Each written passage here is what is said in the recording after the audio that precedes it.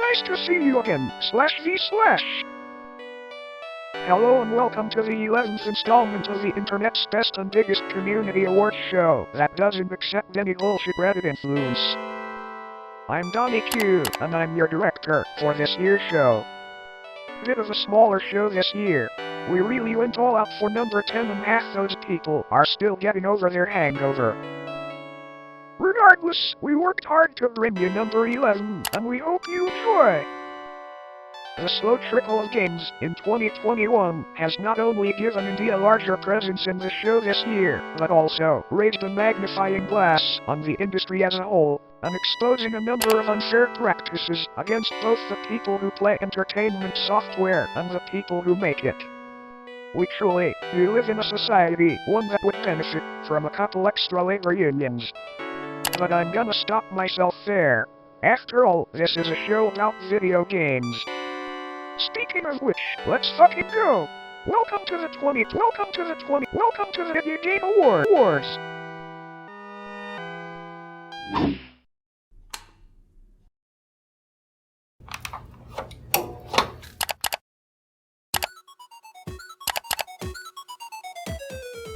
Virgin Award for Best New IP.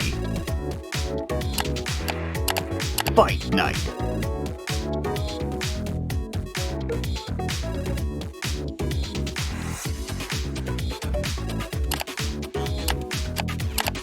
Loop Hero.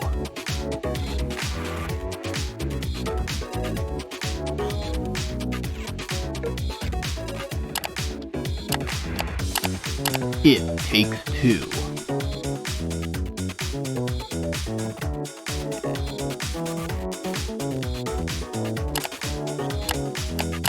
Cruelty Squad.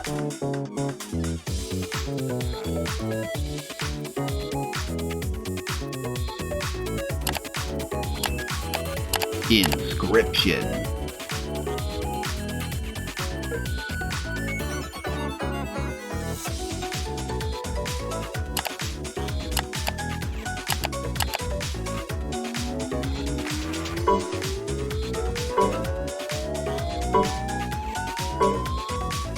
Cruelty Squad. If the immersive sim genre were in a coma, this is what the dream would look like. A disgustingly beautiful corporate hellscape of Funko Pop collectors, stock trading on organs and fish, and swinging around on your organs like Spider-Man in a schizophrenic fever dream. V loves immersive sims, and Cruelty Squad gives the player more than enough agency to play the game their way. It also lacks that AAA safety that prevents players from doing what they want. You can grapple onto the map geometry itself and kill targets from there. Cruelty Squad won't stop you.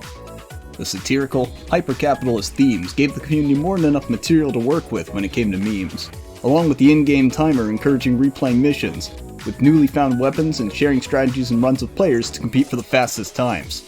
There are plenty of secrets to be found if you deign to explore the game's familiar yet completely alien world. You might stumble upon some weird Satanist basement, find a secret entrance to a brand new level, or new leg implants that'll let you reach the skies. It does everything it needs to make this weird LSD hellscape feel just like home.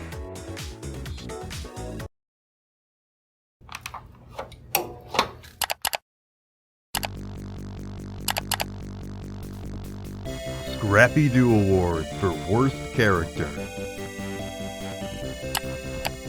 Sylvanas Windrunner. This was beyond life and death. There was no other path to true freedom. Juliana Blake. Shit, just once, please. Can you try your hardest to make this interesting? Whoa. What the fuck is this? Carnices. Echo 216. Did you find the weapon you were looking for? What the? Celine Vassos.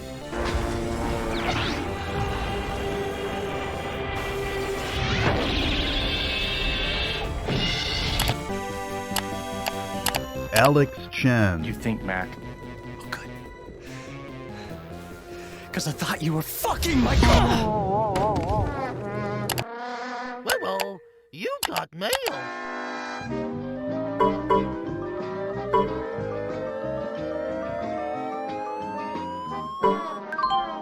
Sylvanas Windrunner.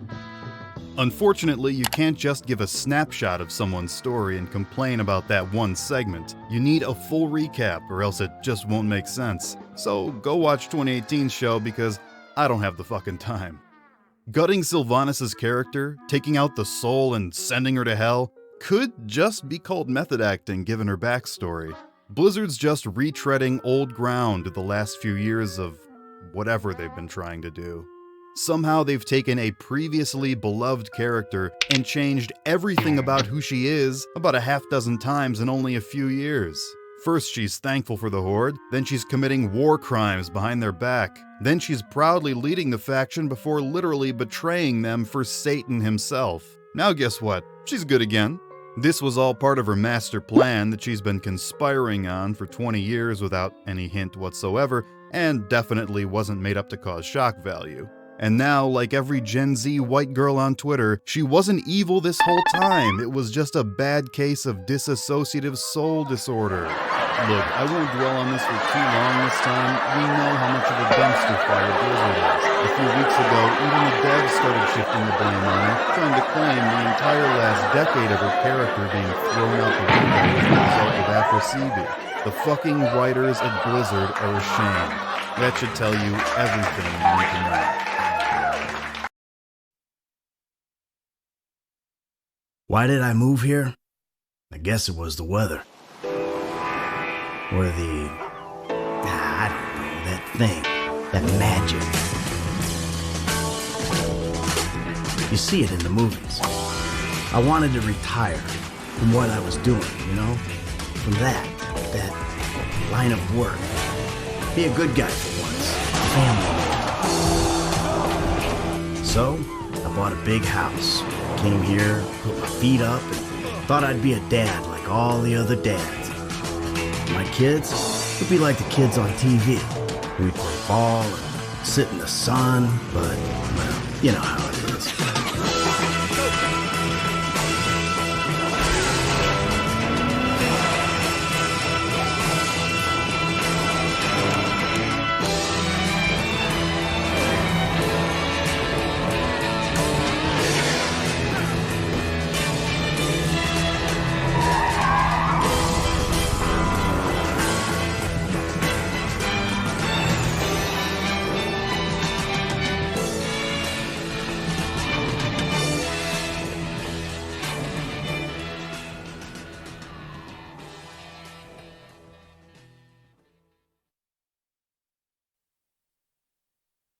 Here, get yourself a beer or something.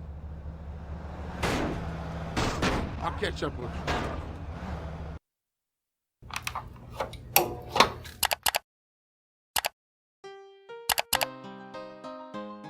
you. Initial V Award for Best Vehicle of All Time. Warthog.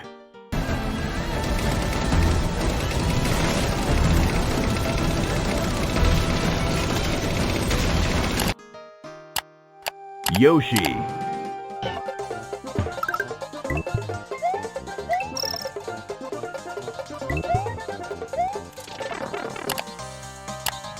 Chocobos.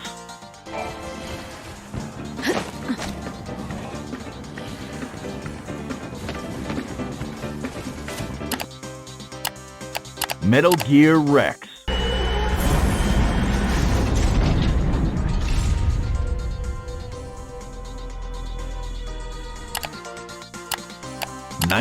'60 Cadillac Eldorado. Hey, it's time to make some crazy money. Are you ready? Here we go. Yeah, yeah, yeah, yeah,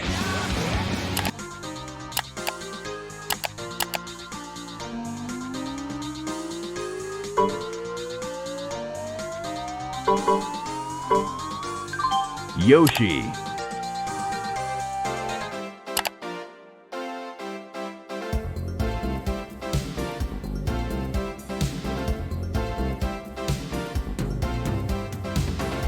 Walks down the street, he's a simple plumber from Brooklyn. What's a plumber, what is Brooklyn? What's he doing in Dinosaur Land? I'm having some trouble here lately. The Coopers came on vacation, put me here in this tiny egg, and suddenly my friends all gone. ruined a summer barbecue, and I could have shared there was plenty more. Mr. Brooklyn and brother, you see you got your princess maybe. Some Charlie Corporation is in order. And if you're Super Mario, I can be your new best pal. You can call me Yoshi, I'm kind of in a jam. Can you help me out? Help me out. If you're Super Mario, you can call me Yoshi. If you're Super Mario, you can call me Yoshi. If you're Super Mario,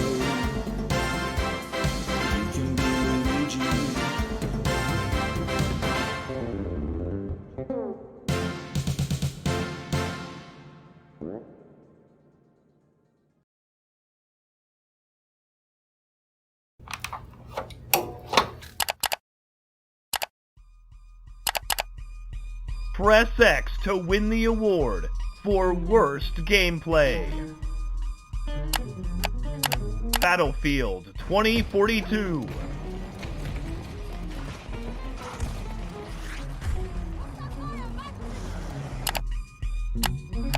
Back for Blood.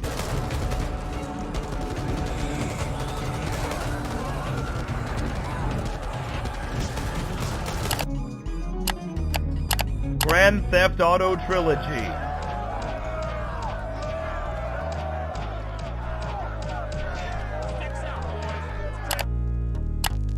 Life is Strange, True Colors. Burning Blade. 1 damage. And you're on fire for the next 2 turns. Balan Wonderworld.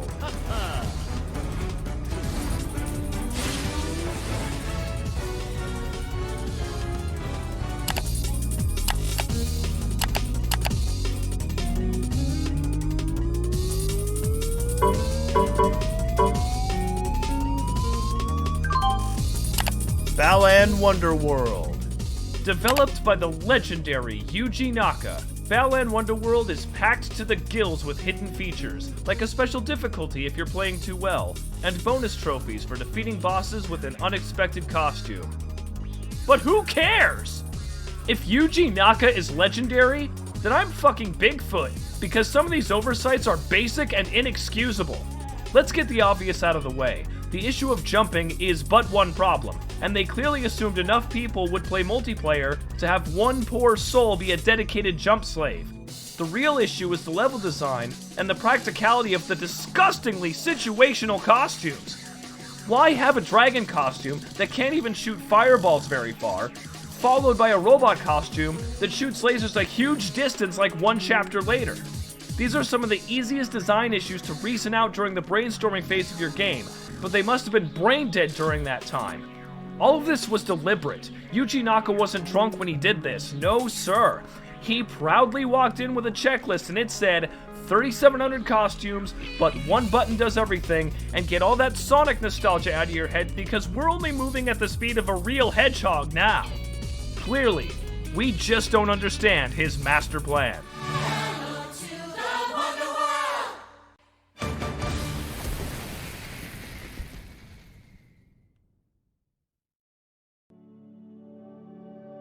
Now, take a long, slow, deep breath in through your nose, all the way down to your stomach. Hold the breath for just a moment, then exhale through your mouth. Oh, gee, or you could just do that. Jeez, fuck Christ.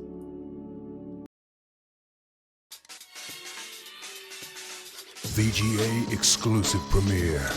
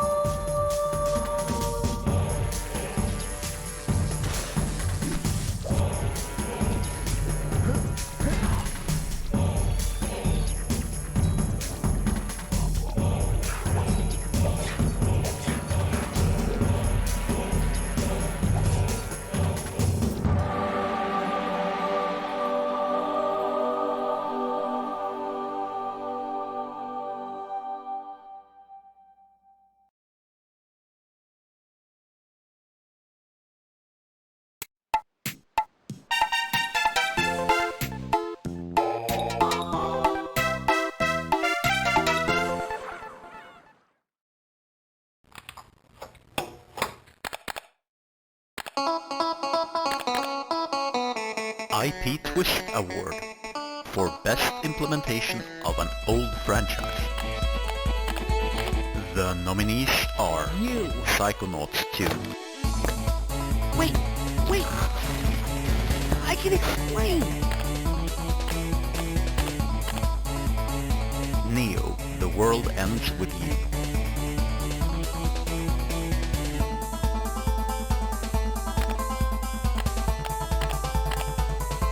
Resident Evil Village.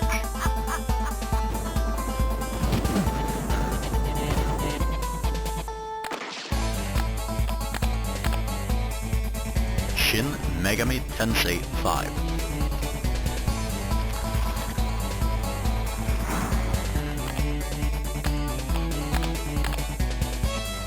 Metroid Dread.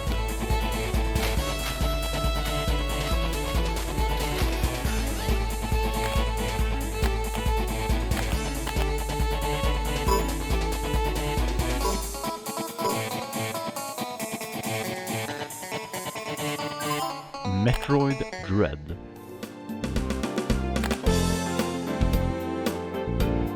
The weirdest thing about Dread winning this isn't the twist itself, so much as the untwist. You gotta consider that the last things before this were Other M, Federation Force, and a Wii U minigame.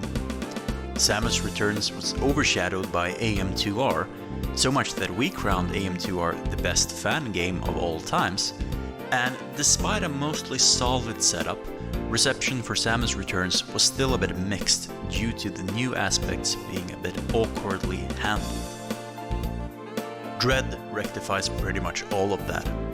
Instead of trying to force the game to adhere to minimal controls, Dread spreads your abilities across pretty much every button and stick as efficiently and naturally as possible.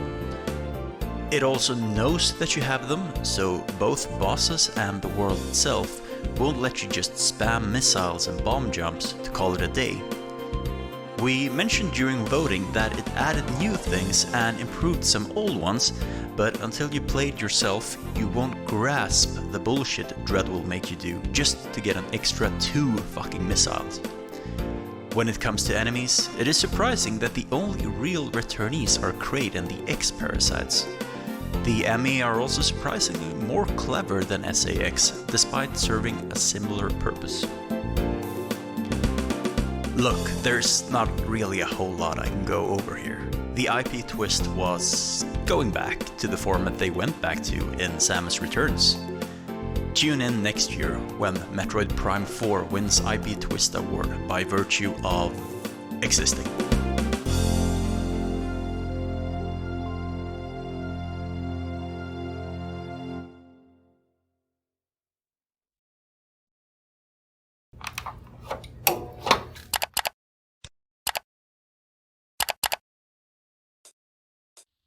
Guilty Pleasure Award for the game I like but V hates. Final Fantasy VII Remake, Intergrade.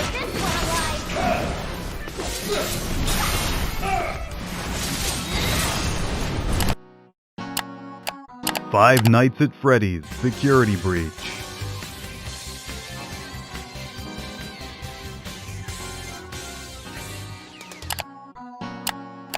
Mario Golf, Super Ghost, Rush. Princess Peach, Donkey Kong, jetpacks, and a ginormous egg that squashes people.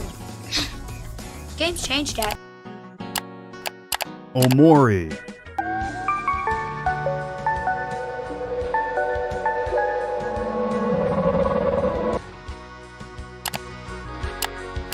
Eve 9, Monstrum Knot.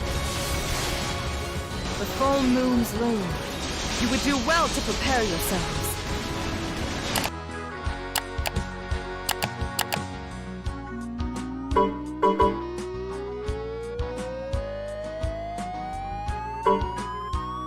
Omori.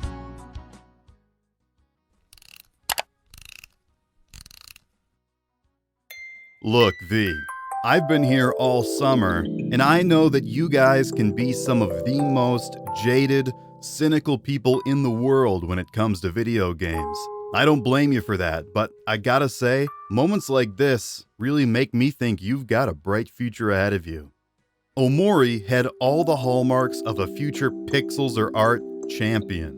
The oh-so-quirky trailer from its Kickstarter campaign mixed crayon drawings, kooky music, and RPG Maker in a way that didn't so much say this is inspired by Yume Nikki and Earthbound as shouted for the world to hear. Its director, Omocat, had never worked on a game before, and after raking in over $200,000, the project basically went radio silent for 6 years, leaving backers waiting for something to happen. Even when it re-emerged in late 2020, it did so into a world drowning in indie games that all claimed to deal with heavy topics like depression and anxiety. By all rights, V should have torn this game to shreds, but Omori did not succumb. It takes a lot of balls to admit you like anything on V, so seeing the reception Omori's enjoyed, hell, it even got some nominations for least worst this year, it's been heartening to say the least. So, here's to Omori, the game that proves sometimes, in spite of everything, it's going to be okay. Your system is fucked! It's complete bullshit! The system has no idea what fair use is. The system could care less. And you could care less because you already pocketed your fucking money. I don't even have money in my wallet. Yes, I do. I have $7 because you click on this and you fucking pocketed it. This is the only fucking shit you people care about. You don't care about promoting your products. You don't care about people reviewing your shit and improving your shit. No, you care about this shit. That's all the shit you fucking care about. You're fucking terrible. You're terrible fucking people.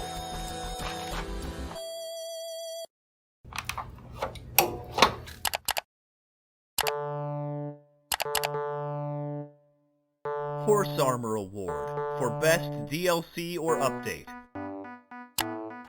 Disco Elysium, the final cut. I was just speaking about his connections. Let's change the subject, okay? Deep Rock Galactic, Rival Incursion.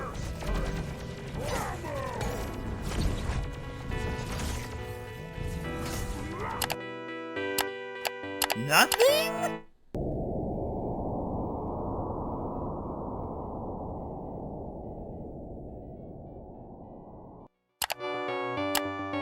Super Smash Brothers, Fighter's Pass Volume 2.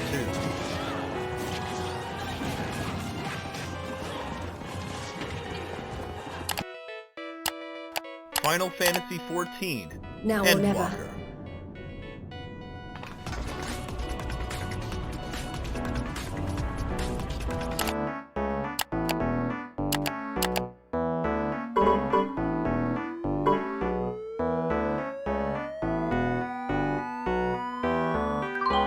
Nothing? What the fuck do I put here? Nah, fuck it. I'm going.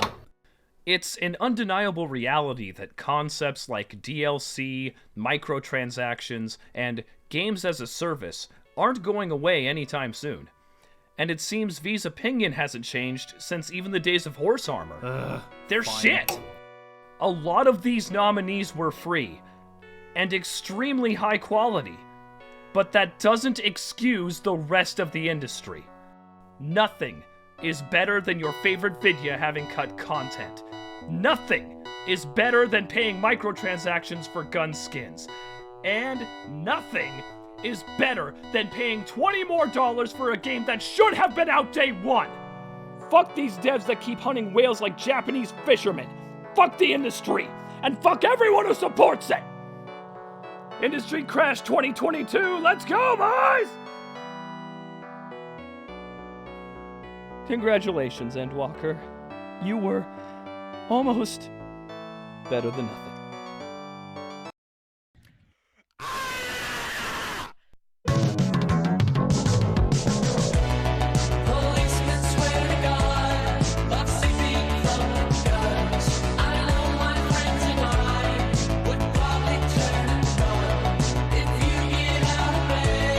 Come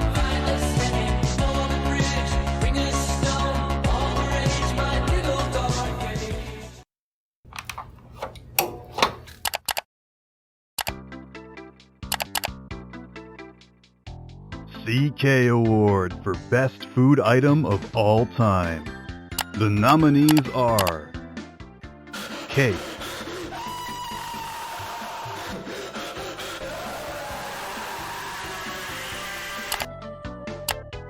Big Smoke's Order, 2 number 9s, a number 9 large, a number 6 with extra dip, a number 7. The Sandwich, just posting ass on your face. Hey. I need to eat banana. Lon Lon Milk,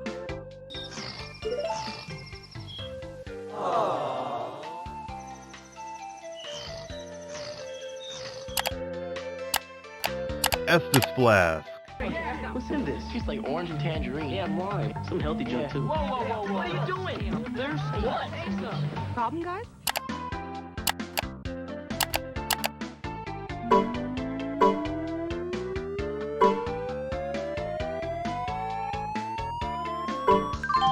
The Sandwich, Choroso! with 2 slices of bread made from whole grains, a leaf of iceberg lettuce, 2 slices of vine-ripened tomato, 3 slices of Swiss cheese, and meat of an unknown substance nailed together with an olive on top of a toothpick, we have formed the ultimate culinary pleasure of all time. The Sandwich heals you to max health upon consumption and 50% of your teammates' health when dropped on the ground. Just your teammates, however, the quote-unquote friendly conga line douchebags, can fuck off.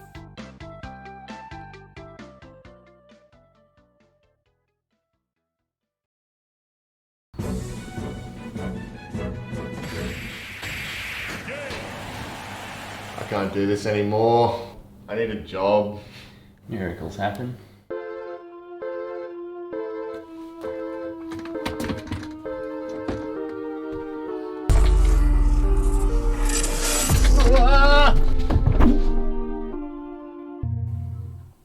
What happened? Nobody knows. Electricity flicked off all over the world. Well, maybe you can finally beat me at Smash now. Smash? What's that?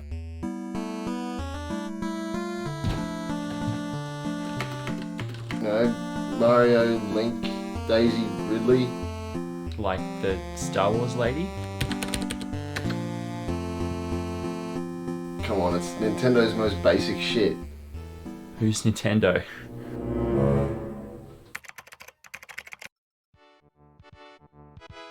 Do you seriously not know what Nintendo is? Genuinely. I'm in a really, really, really complicated situation.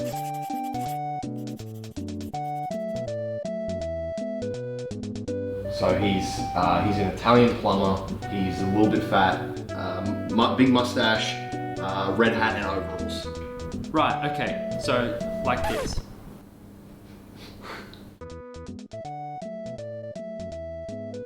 If we can sell these ideas, we'll never have to work again. Do you even know how to make a game? No, but neither does Druckmann. Look at him. Just render it in Unreal and let the players run around a little bit and you'll sell 1 billion copies. I shit you not. Get the fuck out of here!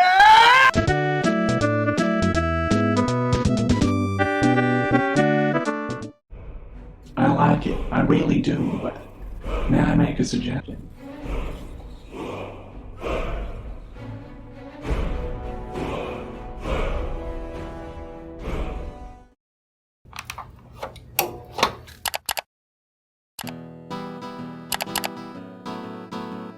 Absolute state of play for biggest technical blunder. Grand Theft Auto Trilogy.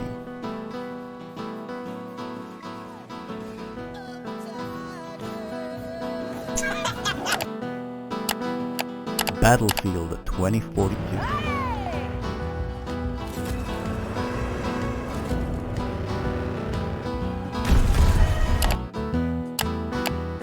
New World.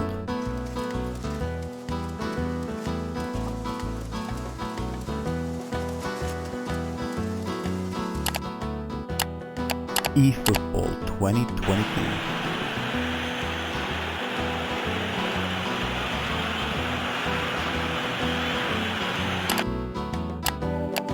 Balan Wonderworld.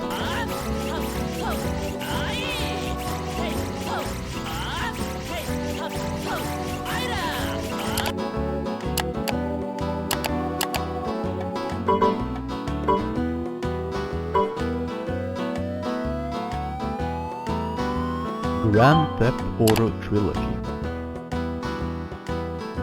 Did you think the point of a remaster was to get something in a better state?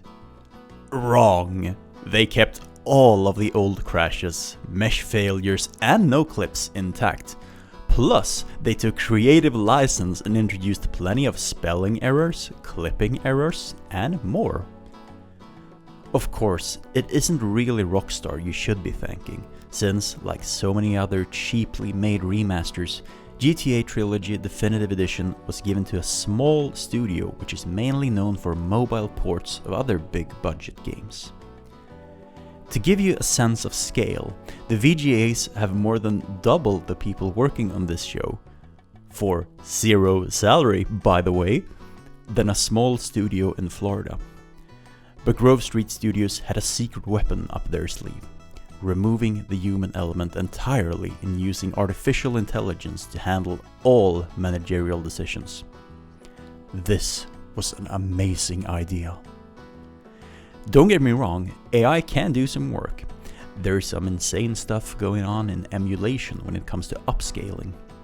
The potential is there, but every leap in technology requires near countless failures.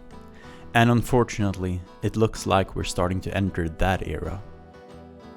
Even an automated factory still requires humans for quality assurance, which is something Rockstar, and to an even greater extent Take-Two, seem to not understand. Alright, let's put the axe down and try again. Give attention to your shoulder muscles and muscles in your neck as you slowly draw a deep breath. Oh, for fuck's sake, come on! Really? Like, for like 5 seconds? 5 seconds. Really? Fuck off.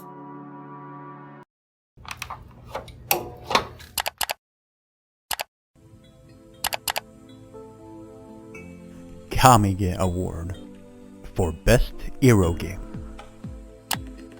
Black Souls 2, Crown of the Lion and Unicorn.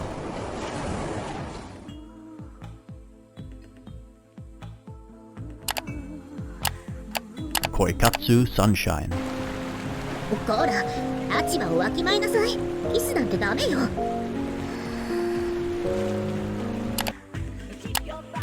Asylum.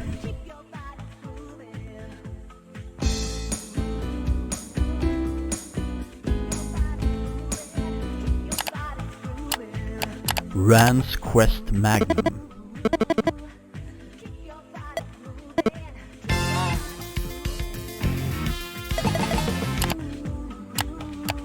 Full Metal Demon Muramasa.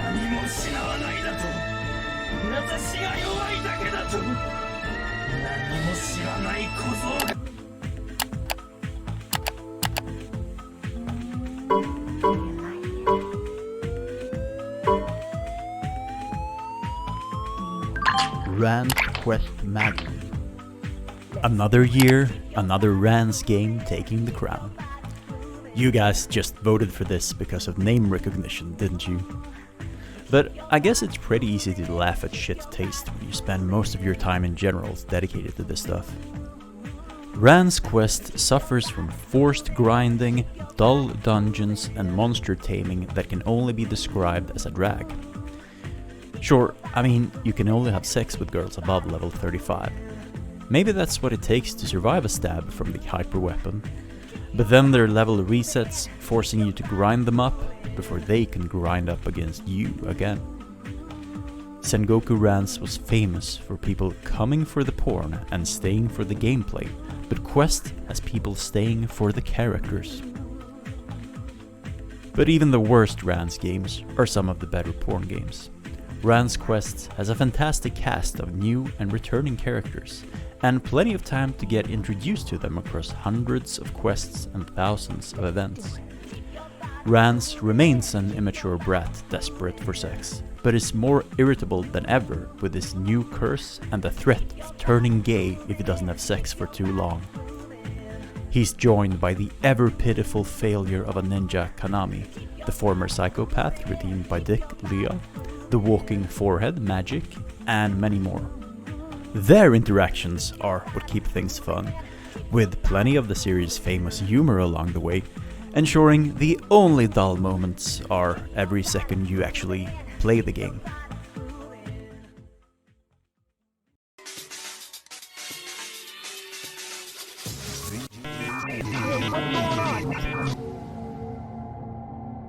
Oh no!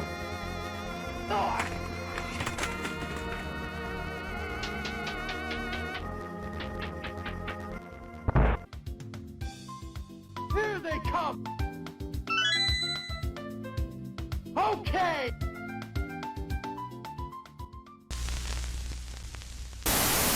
And we're back with the only show that brings you video game info from all 4 hemispheres. It's Gamersphere, a Vidya Global Association production. Que pasa, amigos? Get set, because it's time for the viewer-rated Best Game of 1991 award. Let's head over to Italy and see our finalists. Buonasera, Vidya lovers around the world. Here are your finalists. 12 went in, but now only 5 remains. We'll zap through them while the Italian Japan is wrapping up. Japan! Sonic the Hedgehog.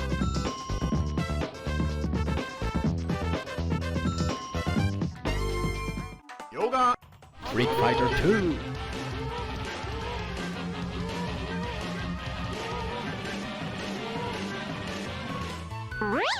Super Mario World.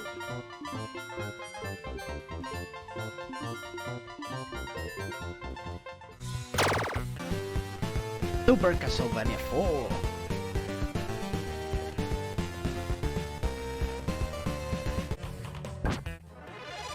Final Fantasy 2.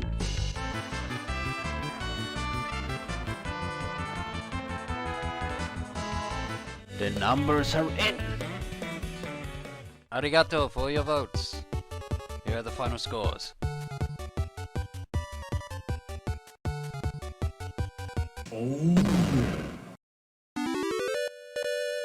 It's Super Mario World. And now our lucky contest winner gets to read the victory speech. Hit it. The Italian stallion is back, and no, not Rocky. That's right. Mario has returned for his first ever entry onto a 16-bit console. This time with enough star power that he'll leave you saying, Macaulay who? But the question is, will it be enough to dethrone Sega? Mario's adventures now take him to the world of Dino Land, which sounds right at home for the King of the Koopas himself, if you ask me. Bowser has once again kidnapped Princess Toadstool, and it falls on Mario and Luigi to rescue her by blazing through 7 new worlds. But there's more to Dino Land than just what you'd expect. Hidden exits, a secret world, and even ghost houses. Whoa, don't go bugging out. You got a lot of land to trek, and with your new trusty dinosaur companion Yoshi, the running reptilian rampage will only get more fun. Gone is the item inventory from Super Mario Bros. 3, unfortunately. But now, you can store power-ups to use anytime you want in the levels themselves. Whoa there Mario, mind the gap! With new moves, items, and enemies, Mario's first foray from the Mushroom Kingdom is no walk in the park. There are 96 levels to conquer. It might take you until 1996 to beat it. Super Nintendo might still have a ways to go before it catches up to Sega, but it just goes to show that Nintendo isn't quite out of the game just yet, and that's why we think Super Mario World is the best game in 1991. Comrade! It's time for commercial, but when we return, Eli są specjalni. To skoro skryczy, Vega A! VGA exclusive premiere.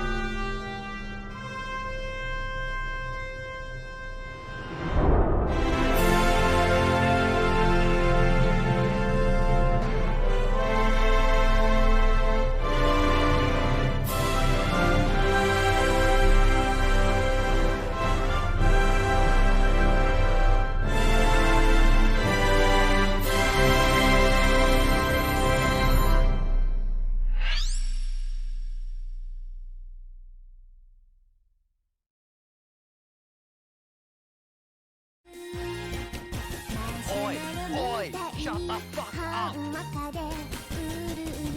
off that fucking music!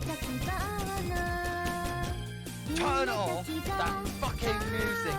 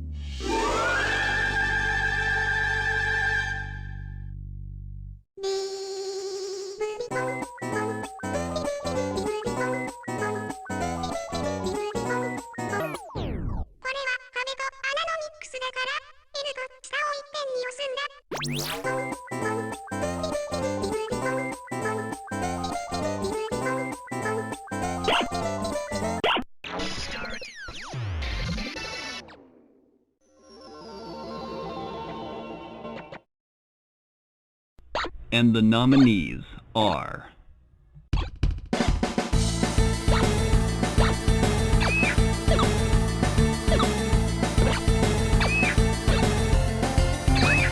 Over time, most things fade away. Isn't that right? All of the memories dissolve. Your head and hide with your crown.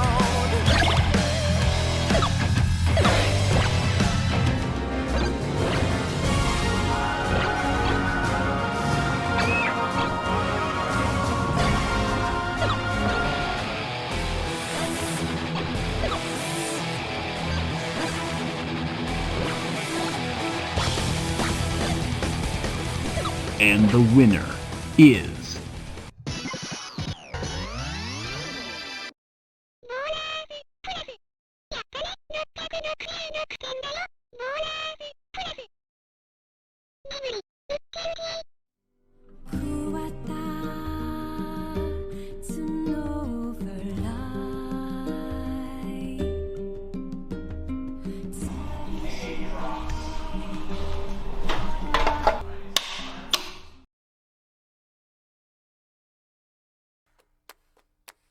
I just want a little bit, a little bit, a little bit of love coming to my door. Oh, a little bit, a little bit, a little bit of love. Oh, oh. And I didn't know how it could be.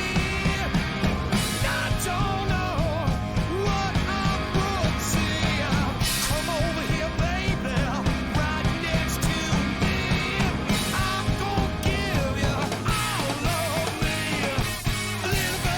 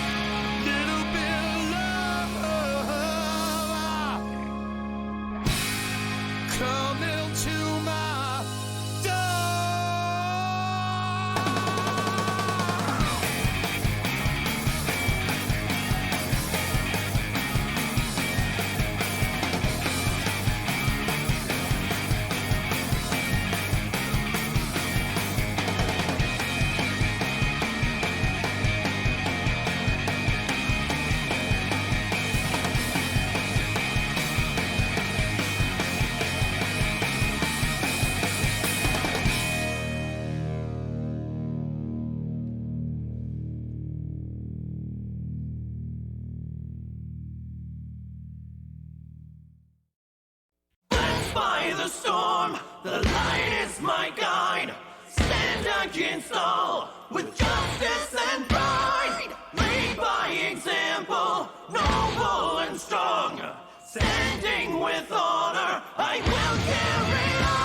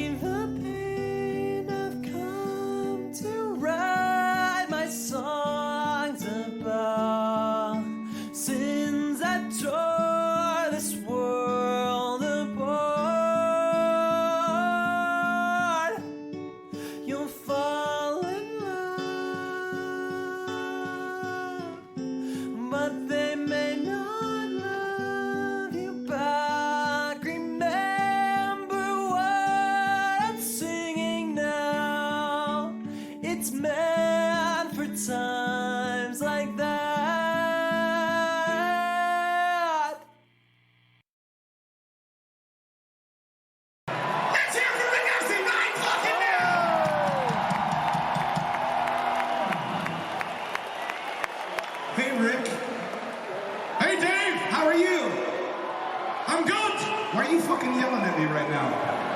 Because I'm very nervous, Dave! Watch this shit, because I feel like we're gonna make a new moment right now, don't I?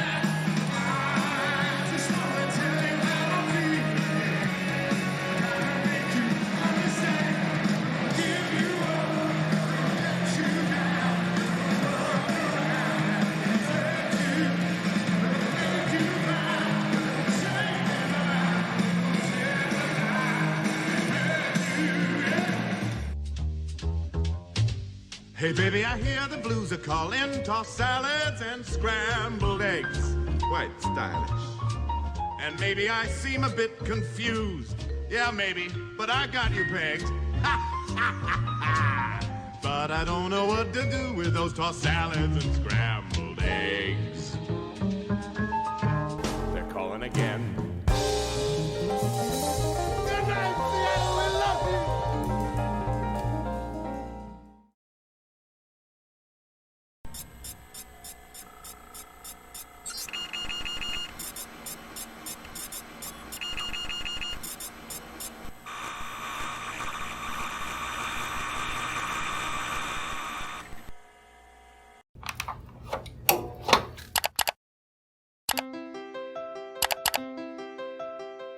Pixels Are Art Award for Most Pretentious Indie Game.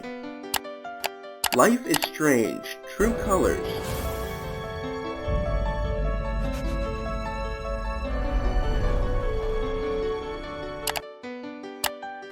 "12 Minutes.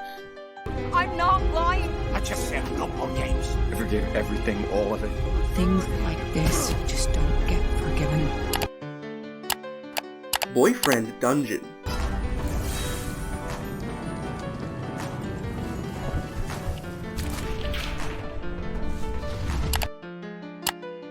Omori.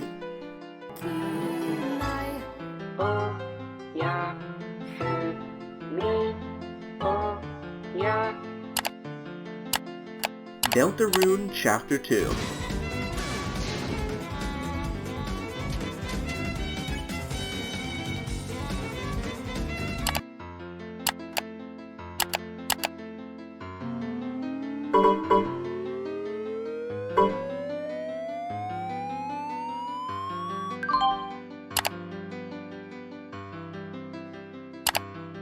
Hoy there, weary travellers! Dare thee enter Life is Strange's magical realms?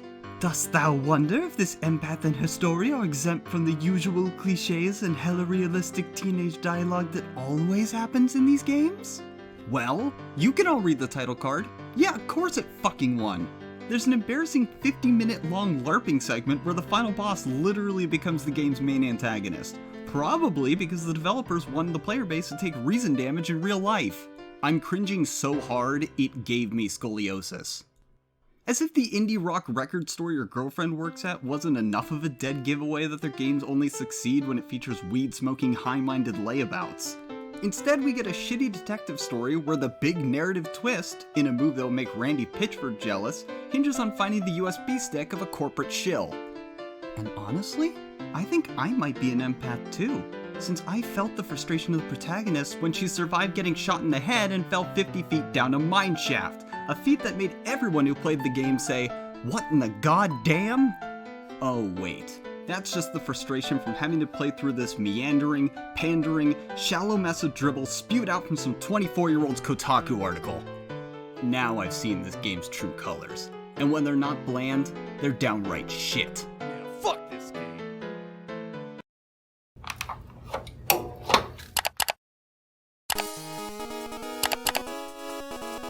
Name a more iconic duo award for most iconic duo of all time. Solid Snake and Otacon. Go! Falcon Punch! Falcon Kick! Mario and Luigi.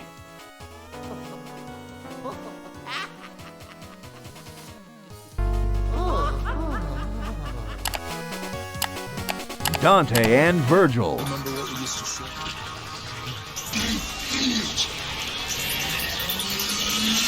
Jackpot.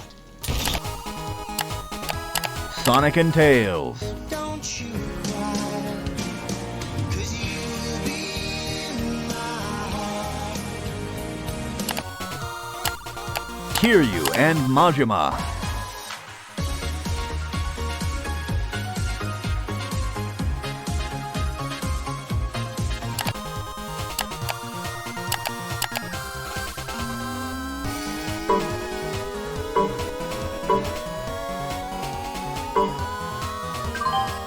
Mario and Luigi. Maybe it was our fuck up to say iconic instead of best. But regardless of how it was interpreted, it's not necessarily wrong from an objective point of view. These two have been around for coming up on 40 years now. There's a reason they're more recognizable than Mickey Mouse himself. There's not exactly a whole lot to the two in terms of character or story, but that blank slate lends itself to their accessibility. No matter where you are, who you are, or what kind of person you become, you can't hate two little Italian dudes. When you have a dynamic that goes without saying, you can't get any more iconic than that. I can understand if some weebs out there are frustrated that Reimu and Marissa didn't win, but look at the bright side. At least now they'll remain untouched by average people for at least a little bit longer.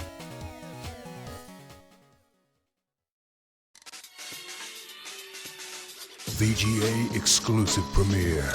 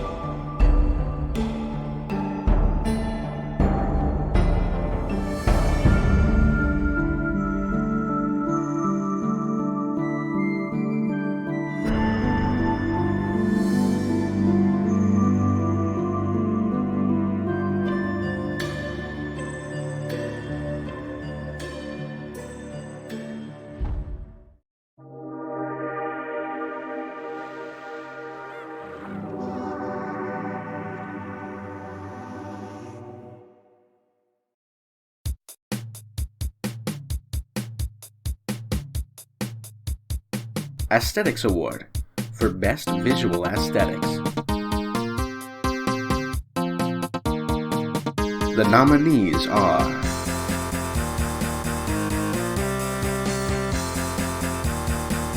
Inscription,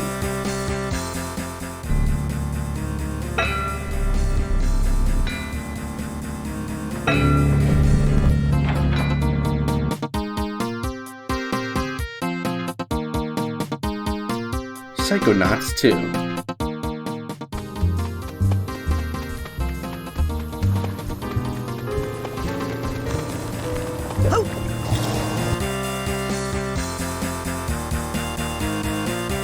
Guilty Gear Strive,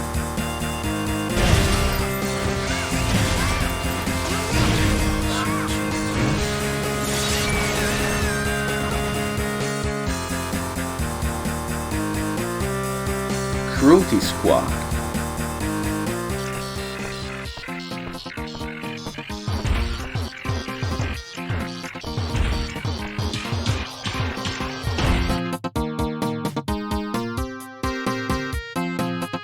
Resident Evil Village,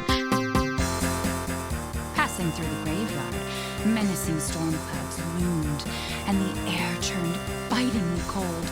The girl was shivering in her thin clothes.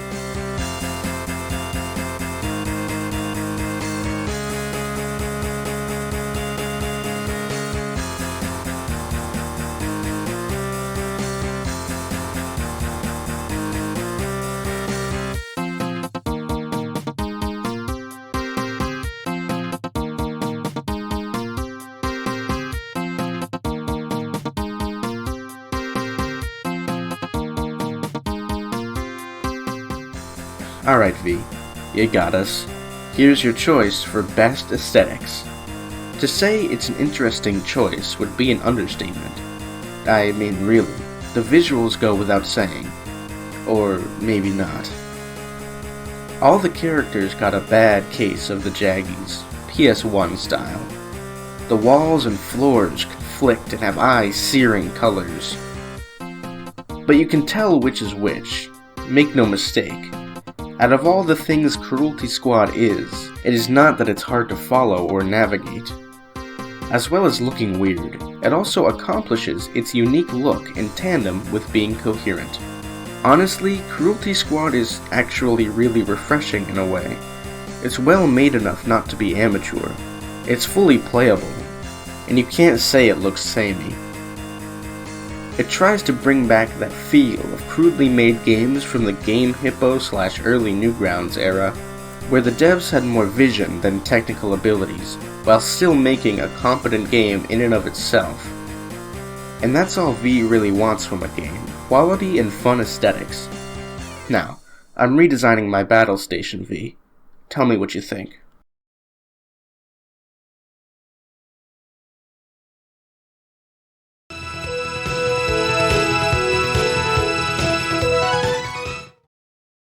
I think I'm a lot like Alex. I really do. In what way? I like to be the hero. I like to be the guy that gets the attention at the end, and I like to be the guy that saves everybody. Especially from you know, and she's a pretty hot cartoon.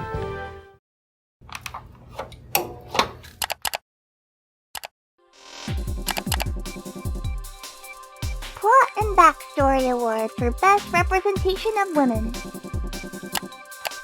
Mere Replicant.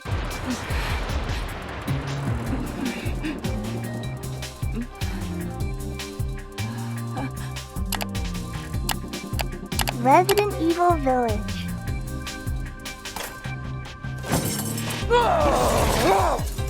To hell with the ceremony! Metroid Dread.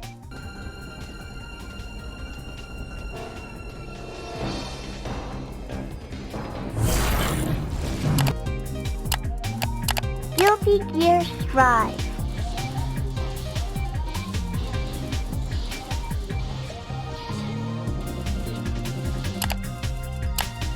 Atelier Ryza 2.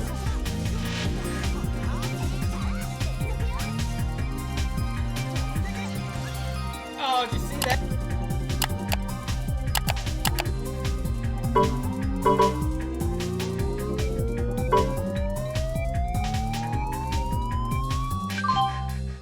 Resident Evil Village. This year was a fetish year. Let's be real. Vampire chicks, tentacles, mute girls, status, gore, giants, and even delicious doll joints? I haven't even played the fucking game, and I think I know the full plot from just the SFM videos alone. I think. A lot more sex than I expected. Let's take a moment to reflect on Village. From day one when it was revealed, we knew it was going to happen. Even Capcom officially acknowledges how many people want to get sucked and fucked by the vampire girls. Old lady dommy mommies have always been a weakness of V, and recently the rest of the internet has started to take notice as well. But no matter how many porn artist bills Dimitris manages to pay, you just can't ignore all the other fetish fuel this game pumps into you. Angie the puppet harkening back to 4chan's love of Rosen Maiden, her mute caretaker Donna, and her weird, deformed face. The sadomasochistic gleesome threesome of Bella, Cassandra, and Daniela. Even a sexy mold girl contributing to the mold in that sock in the corner of my room.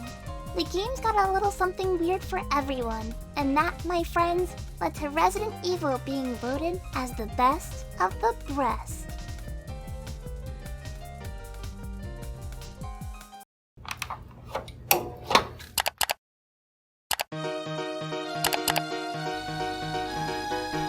Herrington Award for Best Representation of Men.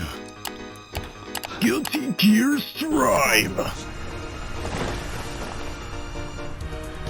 You already know every inch of me, do you not? Resident Evil Village. that I've got a rebellion. So stay out of it.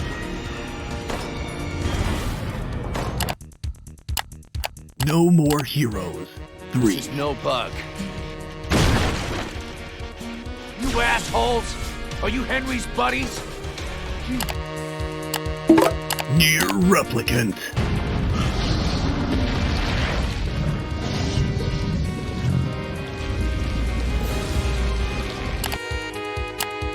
Rant's Quest Magnum.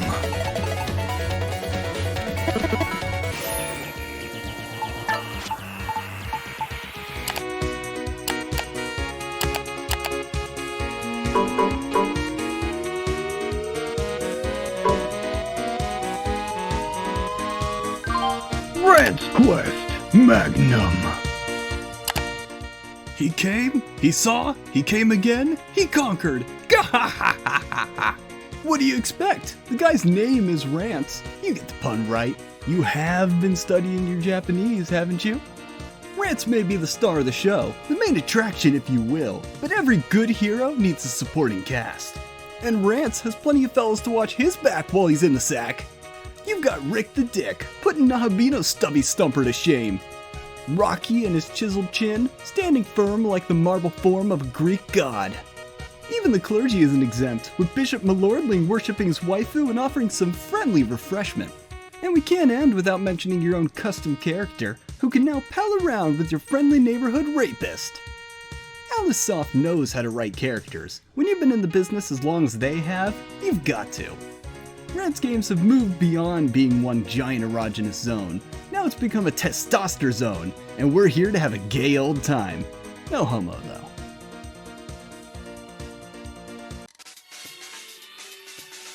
VGA exclusive premiere. Do you ever shitpost on a Korean basket weaving forum and wish you were playing Vidya instead? Do you ever play a cheap indie Slay the Spire ripoff and wish you were shitposting instead? Now you can do both. Introducing Intermission, a shitposting card game. Have fun, fight Jannies, get debunked. Respect women. Biggest card game innovation since the invention of sleeves. Play it on itch, wishlist it on Steam. Buy it eventually. Reddit calls it cringe. V calls it incredibly autistic. Kotaku didn't review it. Hate Machine, a shitposting card game. Coming out when it's done.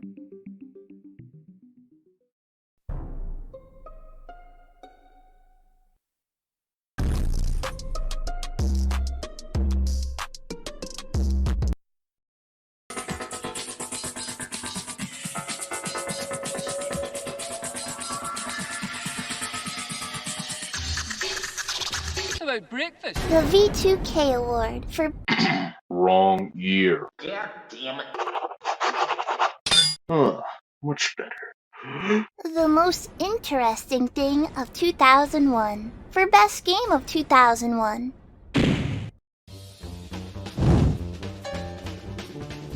The nominees are Silent Hill 2,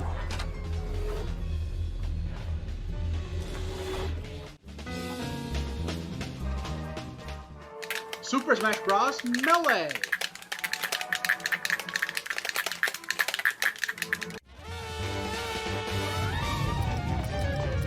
It's pain!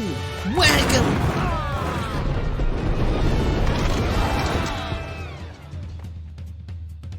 Metal Gear Solid 2, Sons of Liberty.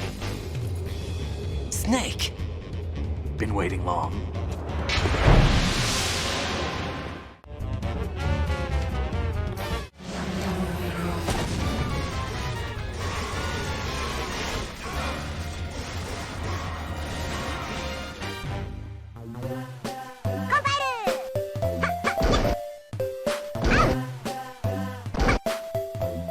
Yo, Devil May Cry, let's go.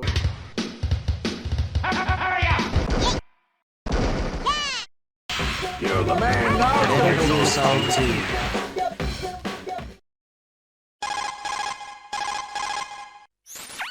Raiden, are you receiving? We're still here. Where are you? The same place we've always been, genius. You have rookie eyes. They're transplants. Shut up, bitch. You can't hurt what you can't see, Raiden. And an AI as advanced as myself is always behind at least 7 proxies, checking your Pornhub history for hentai. You want to control human thought? Human behavior? Of course. Do you remember, Raiden? How you used to post pictures of lizards that you handcrafted out of beads? Pepperidge Farm remembers. Who is Pepperidge Farm? Your data is being farmed out, Raiden. Millions of robots are learning your habits and feeding you advertisements. Your bead lizards will expose your personal truth and tell us more about you than you could ever hope to discover from within your own fleshy husk. This exposition was brought to you by Dr. Pepper. Doctor who? I don't have a doctor. American healthcare is a sham. My last doctor charged me $5,000 to say that ibuprofen is good for when your arm has been violently ripped off of your torso. Sage advice. And you'll need it, Raiden, after I'm done with you. Now, gee whiz. I hope a tank doesn't totally come out of nowhere and own me.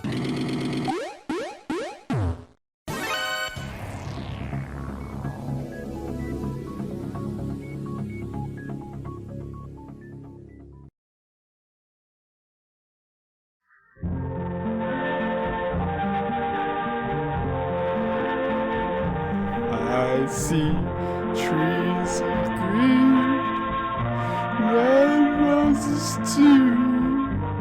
I see them bloom for me and you. And I think to myself, what a wonderful world. I see skies of blue and clouds of white, the bright blessed days, the dark sacred nights. I think to myself, what a wonderful world.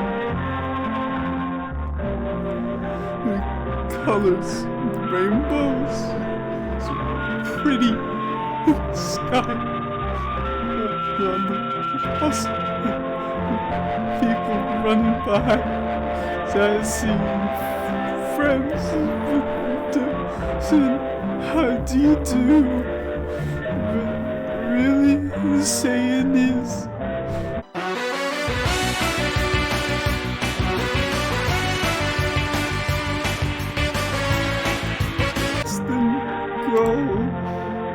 they'll learn much more, and I'll never know.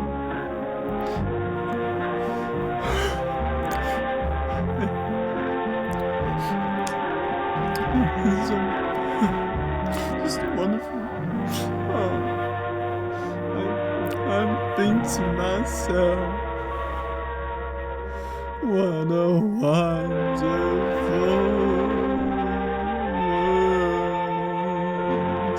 I don't even know who the fuck Mario is.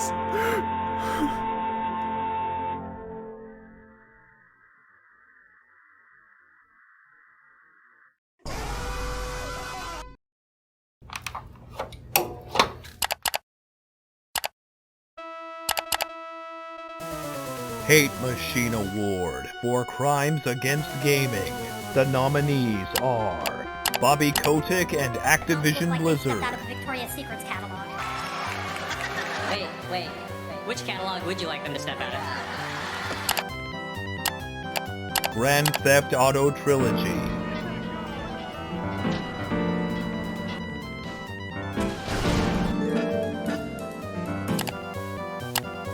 NFTs. There's gotta be a way of turning pictures into profit. Huh? Hey! I just stepped into my best idea yet! China. 操你妈小逼崽子！你真没见过黑社会哈！ SJW.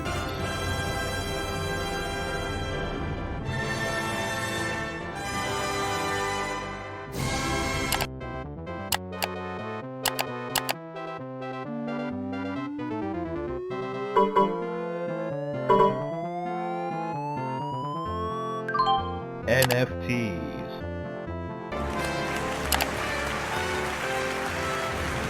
Loot box coin is SeaWorld.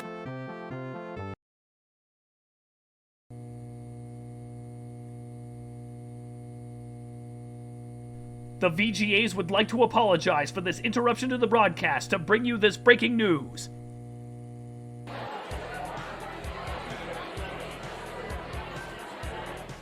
NFTs are dog shit. The gaming industry has tried for nearly 2 decades to squeeze more money out of people for less product. And here's the newest hot garbage cash grab they've come up with. Digital items, but on the blockchain. Do you enjoy market manipulation? You're already a victim of it, based on how long you've been waiting for that RX 570. Better log on and get those gun skins, friend, because play to earn is in. And what better way to reward your terrible neat lifestyle than darling Ubisoft senpai handing you a small cut to keep their newest shitty multiplayer FPS alive. It's what you wanted, right? Because to large companies like Ubisoft, games are all about making money. And the people who play them for anything else just don't make sense. At least Konami was honest. They transitioned into gambling, and you'll never see any of your favorite franchises ever again. Ubisoft wants to hang around the party, but shit all over the walls. Games are about fun. We use money from our miserable jobs to buy them. Don't turn our hobby into another fucking job. Just do your part and laugh at anyone who buys into this garbage.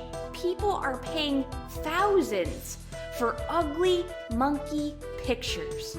If that isn't worthy of ridicule, nothing is. Thank you very much. Thank you.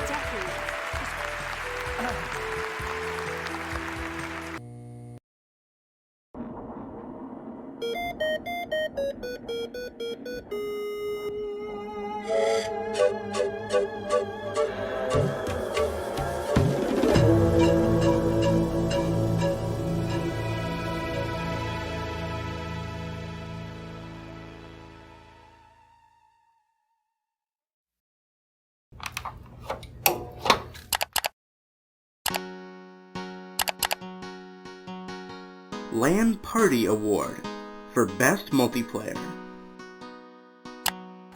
Final Fantasy XIV Endwalker.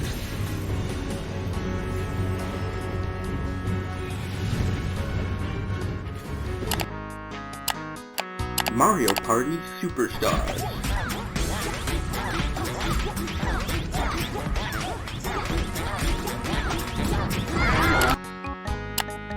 It Takes Two. Bring it home.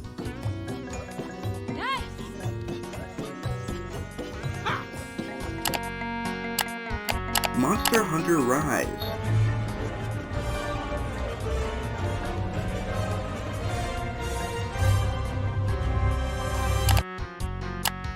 Guilty Gear Strive.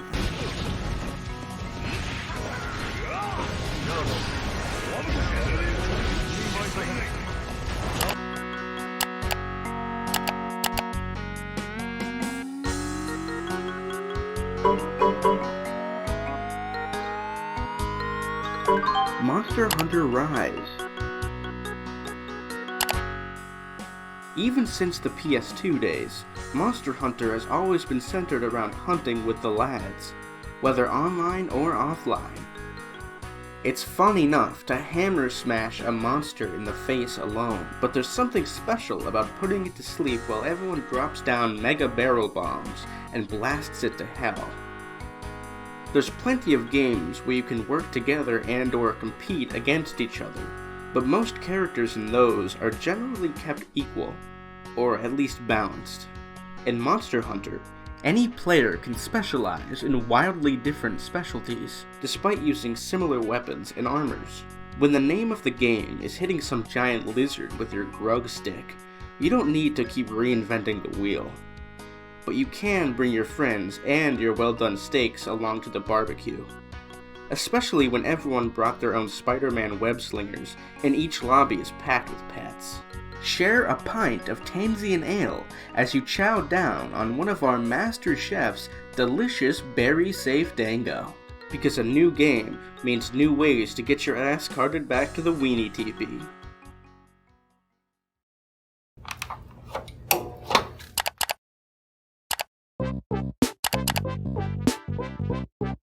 Diamond in the Rough Award for Best Game That Nobody Played. Super Robot Wars 30.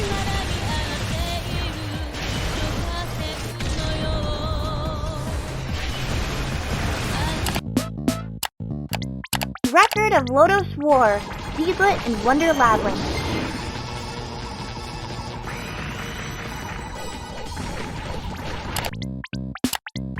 Ghosts and Goblins Resurrection.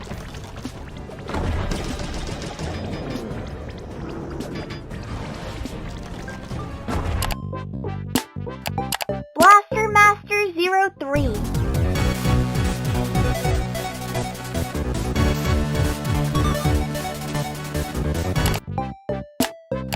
The Forgotten City. Straight as spoken. I'm gonna enjoy killing you, old man. The many shall suffer.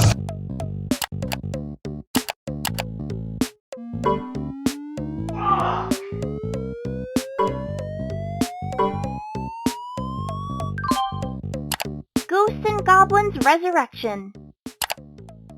It's not a party without Artie, and Professor F is back to make sure you know it. While plenty of casuals may not know the series, gaming itself has been shaped by the series as far back as 1985. Even now, we still see games influenced by it. Some are pretty good, some not so much. And yet, Arthur is still king. Over 30 years of tearing apart ghouls, ghosts, goblins, and everything in between show that he's no slouch. And Resurrection is further proof of that. The magic system has been reworked for the better, and there's plenty of passive skills to make the journey easier. Ironically, you don't need any of that to even beat the game. No amount of level ups or power ups can replace your skill and the power of your two thumbs. That's gaming at its core. It's what distinguishes it from books, music, TV, and movies. Even if you watch someone succeed in a game, it won't ever match the high you get when you do it yourself. It's an inherently masochistic medium that makes you work for your enjoyment. It's not the princess that keeps you going, not world peace, not even a high score. It's the thrill of conquering. It's what separates the casuals from the hardcore. No matter how many times you lose, you keep going until you win. And in this game, you will lose. A lot.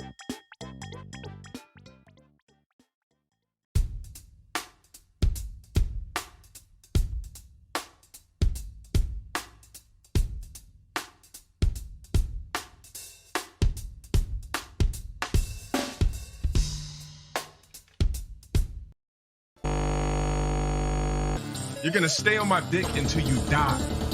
You serve no purpose in life. Your purpose in life is to be in my stream sucking on my dick daily. Your purpose in life is to be in that chat blowing a dick daily. Your life is nothing. You serve zero purpose. You should kill yourself now. Oh, no you didn't, you motherfucking piece of shit cocksucker. Mark my fucking words. I'm coming for you. I'm gonna find out who the fuck you are. You motherfucker. You are fucked. Let this be noticed live on the internet. You're fucked. And you are done.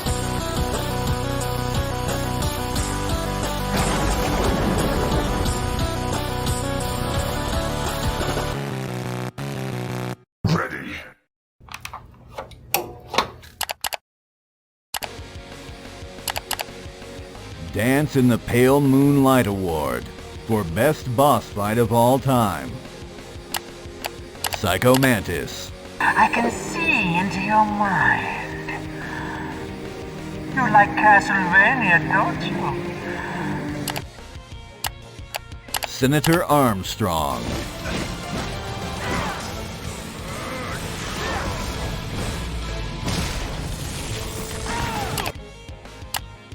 Jetstream Sam.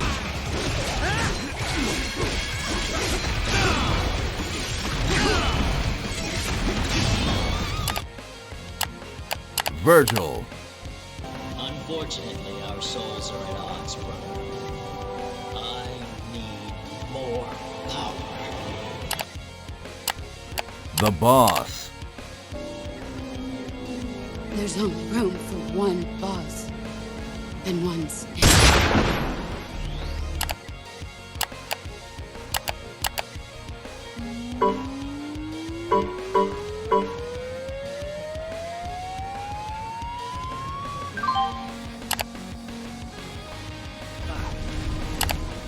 You're right about one thing. I do need yous and votes. Wanna know why?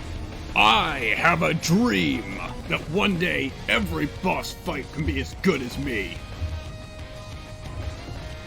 A game of the truly skilled, damn it. A boss fight with action, not tutorials decided by skill, not numbers. Where the gamer can truly feel challenged, not pandered to. Where developers and designers make their own choices to suit their own vision. Where every dev is free to think, to act for himself. Fuck all these lipstick journos and chicken shit executives. Fuck this 24/7 internet spew of acceptance and accessibility bullshit. Fuck Gamers Rise Up. Fuck the media. Fuck all of it. Vidya is diseased, rotten to the core. There's no saving it. We have to pull it up by the roots. Wipe the slate clean. Burn it down! And from the ashes, a new Vidya will be born! Evolved but untamed! The weak will be filtered, and the strongest will thrive.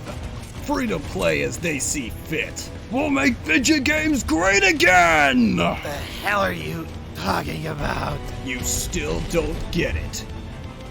I'm winning the VGAs! So I can end cringe boss fights. In these new Vidya games, gamers will fight and play because it's fun! Not for items, not for completion, not for what they're told to do. Every gamer will figure out the game in their own time.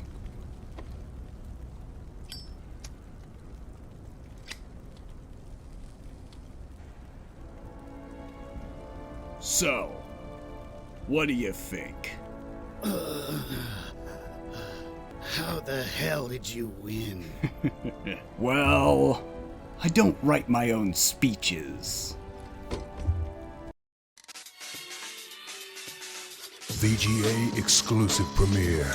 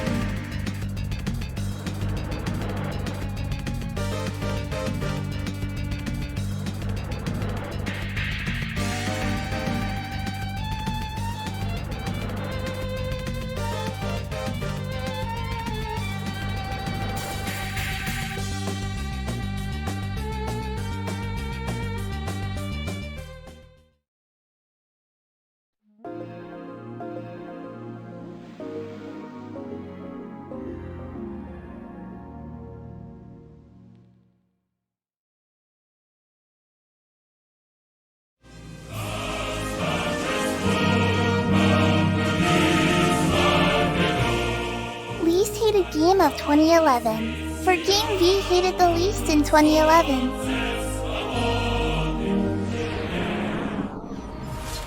Deus Ex Human Revolution.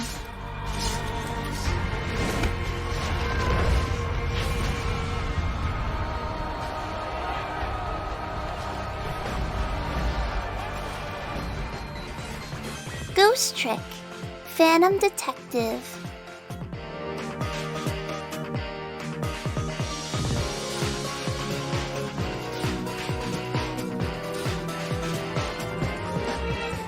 Kirby's Return to Dreamland.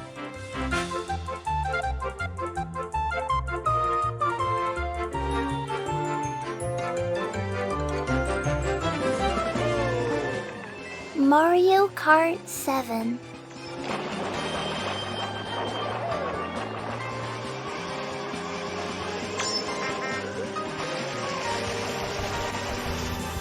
Monster Girl Quest.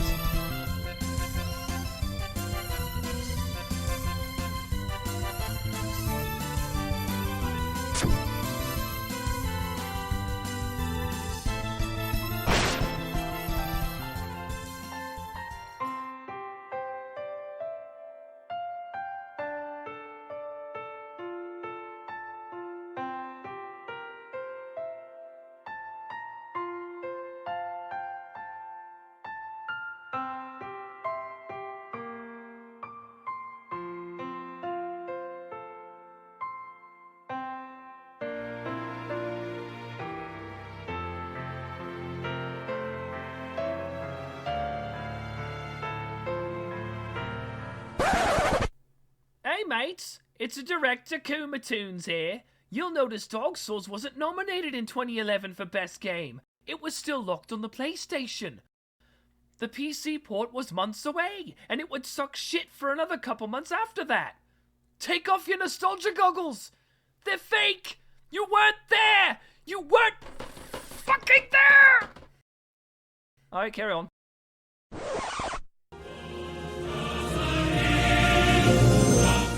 And the winner is... Deus Ex Human Revolution. Deus Ex Human Revolution was hated a lot before release, with many aspects that the previews complained about. However, upon release, it received a very positive reception, with almost everyone changing their opinion, and renewing their faith that AAA titles can still be good. This was shown by overwhelming support for a nomination, and a landslide in the votes. A lot of people expected Monster Girl Quest to take this out. Anyway, Deus Ex Human Revolution is the clear winner here, and deserves appreciation for giving us the least to hate about it.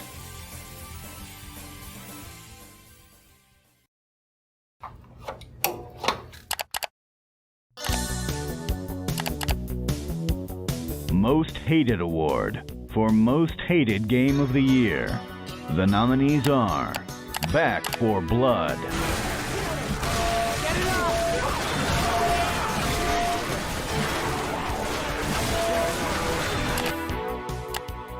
Battlefield 2042,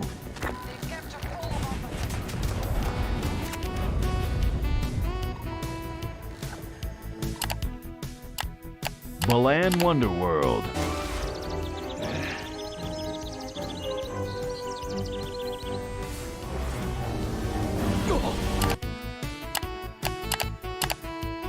Life is Strange, Do we have to fight it?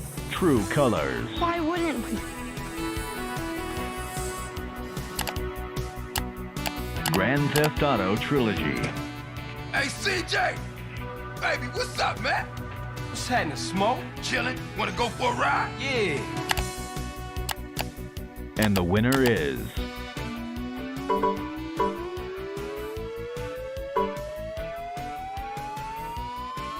Grand Theft Auto Trilogy. All they had to do was remaster the damn game, CJ! Yet Take-Two and Rockstar just didn't want to. It has become a horrifying trend as of late for these big companies to take their perfectly fine games of yesteryear and fuck them up in completely new ways. A lazy remaster for some easy dosh is nothing new, but Take-Two managed to push things a step further by not only desecrating 3 beloved classics, but then removing the original unmolested versions from sale.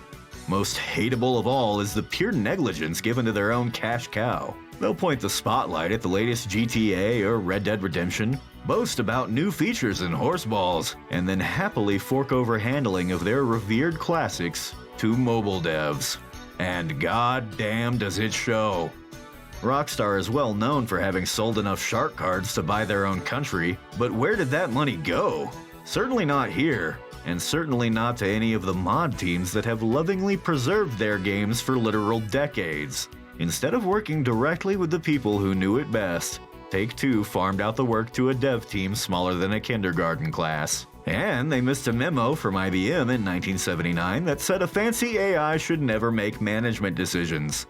Weeks after that train wreck of a launch, they even flinched and handed out the original San Andreas for free, provided you just please download their proprietary launcher. Remember friends, buy physical, hold on to your games, and never sell.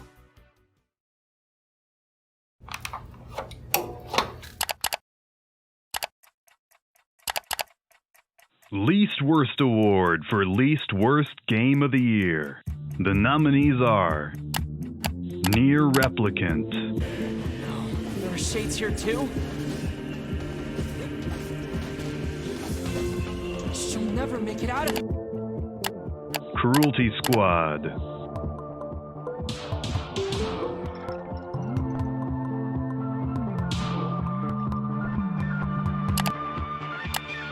Metroid Dread,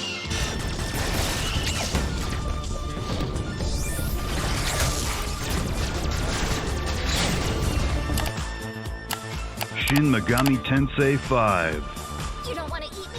Not a lot of flavor, you know? Trust me!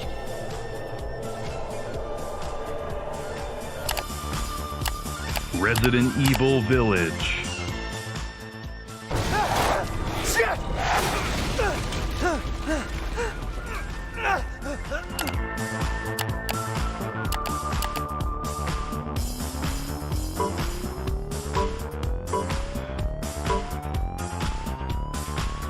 Metroid Dread. Out of a year of duds, V chose to fall back on the tried and true, a 2D Metroid game. Dread is a return to form for Metroid, and in more ways than you'd think. Yes, it's back to the original story. Yes, it's back to the original gameplay style, resurrected a few years back. But Dread's been in the oven for almost 2 decades now, and it coming back in the hour of need is a sign that maybe Nintendo cares about their other games after all. Falling back onto the classic gameplay of Super Metroid, Dread doesn't fuck with the platforming or the combat. You don't fix what isn't broken after all. Instead, staying true to the name, it adds an element of fear and stealth, evading deadly enemies that are near unstoppable, creating a perfect trifecta of these 3 gameplay elements and combining them together into one thrilling experience. It's just a game. A fun, classic, not too long, not too short game. No DLC, no amiibo fuckery, no ham-fisted agendas or obnoxious gameplay tropes. It's a classic video game, brought to you by some literal Who Spaniards doing Nintendo's job better than Nintendo themselves.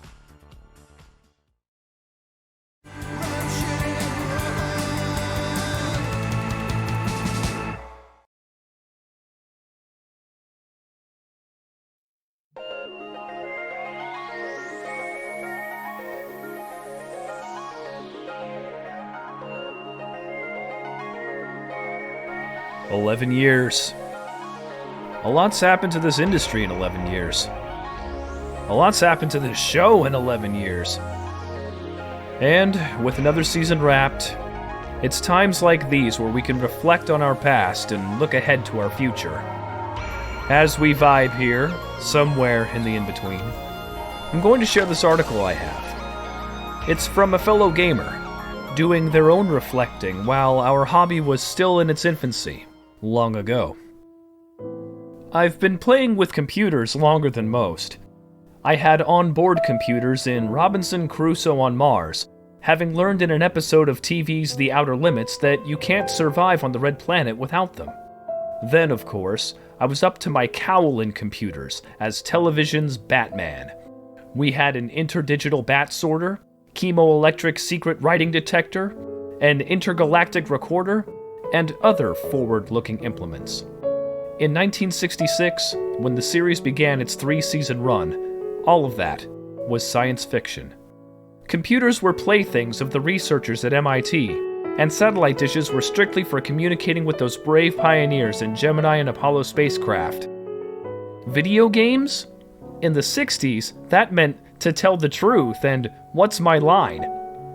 Today, a lot of the apparatus we had in Batman, dressed, of course, in less imposing names, is fact. And we're lucky this is so. My present-day fascination with video games does not derive from personal affection. I prefer working out and skiing to playing video games. But that's a personal preference, not a value judgment. I happen to think that video games are an ideal means to help broaden the imaginations of young people. Take the character of Batman. Our show still draws heavy ratings whenever it's shown, and I'm pleased that today's relatively sophisticated audiences enjoy the unique meld of action and humor we had in every episode. Yet, I'd like to see a video game which features Batman as he was conceived back in 1939, a shadowy creature of the night. Once again, I, personally, would rather play that part than play the game, but for all the people who don't have that option, video games are a great way to experience the thrill and challenge of being such an extraordinary figure. Needless to say, adventure characters should be just one facet of video gaming. In the same way a painting allows us to gaze upon the faces and souls of people from another age, or a book permits us to linger on the thoughts of great figures from history and fiction, video games can expand our awareness of the world as it is, was, or might be. The medium is still in its infancy, but read this again in a few years and see if this prediction hasn't come true. As video gaming grows, we will grow. Adam West, writing for Video Gaming and Computer Gaming Illustrated, July 1982. Stay classy, V. Thanks for watching, and have fun.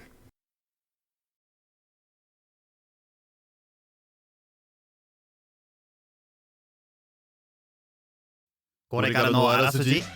騒動に巻き込まれたエレクトロニックアーツはディズニーが買収？フリーストアース賞ではエルデンリングが案外侵入に対しての負けか。わあ、来年待ち遠しいよね。次回デタラメな VG 映像が戻ってくる。